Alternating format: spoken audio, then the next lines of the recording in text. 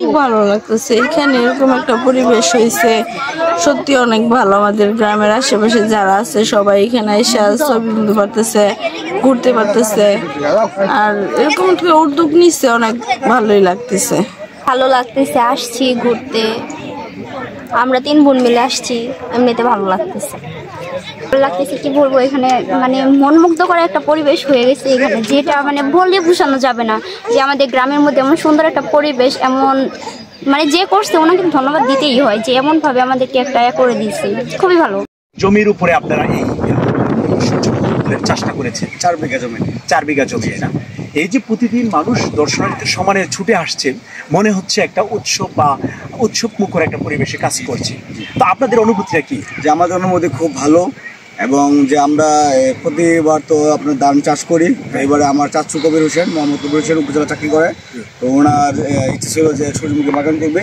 তাই কৃষি স্থানীয় অফিস থেকে তারা আলোচনা করে এবং তারা বীজ দিয়েছে, সার দিয়েছে, তো ওই নিয়ে আমরা 4 বিঘা জমিনে আমরা এই সূর্যমুখী চাষ করেছি। ইনশাল্লাহ ফসল ভালো হয়েছে, ফুল ভালো হয়েছে, কিন্তু মানে প্রতিদিন মানুষের হাজারো মানুষের ভিড় হচ্ছে, তো মানুষ অনেক আনন্দ পাচ্ছে, খুশি হচ্ছে সূর্যমুখী বাগান থেকে। কিন্তু আবার কিছু কিছু আপু ভাইয়েরা আছে যে আমাদের বাগানের ফুল গাছ নষ্ট করছে বা গাছ ভাঙছে।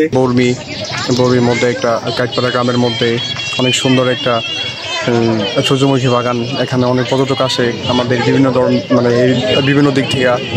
এটা হয়েছে কি যে মানে সবার জন্য একটা ঘোরার মানে প্লেস হইলো আর কি, এই আর কি। তো এখানে যারা যারা আসতে চান, শ্রীপুর বর্মি বাস স্ট্যান্ড, ঠিক আছে, বর্মি ইউনিয়ন, এখানে সবাই আসবেন, সবাই ঘুরবেন, মনোরম পরিবেশ, ভালো লাগবে, এই আর কি। এই জায়গায় এসে অনেক ভালো লাগতেছে, ঘোরাফেরা অনেক সুন্দর সুন্দর ফুল আছে। ঘুরতে এসে তো ভালোই লাগতেছে, এলাকার মাঝে এরকম একটা মানে বাগান, অন্যরকম মানে উদ্যোগ, জিনিসটা খুবই ভালো লাগতেছে। ভালো লাগছে। আচ্ছা,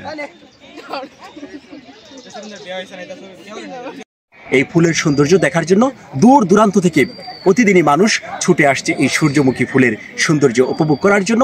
স্থানীয় কৃষি বিভাগ যদি পৃষ্ঠপোষকতা করেন, স্থানীয় কৃষি বিভাগ যদি এই সূর্যমুখী ফুল চাষিদেরকে যদি উদ্বুদ্ধ করেন, তেমনি যেমন এই সূর্যমুখীর তেল আহরণ করে দেশের অর্থনৈতিক চাকা যেমন লাভবান হবে, তেমনি মানুষের মধ্যে ফুলের সৌন্দর্য আকর্ষণ করে পরিবেশের ভারসাম্য রক্ষা পাবেন।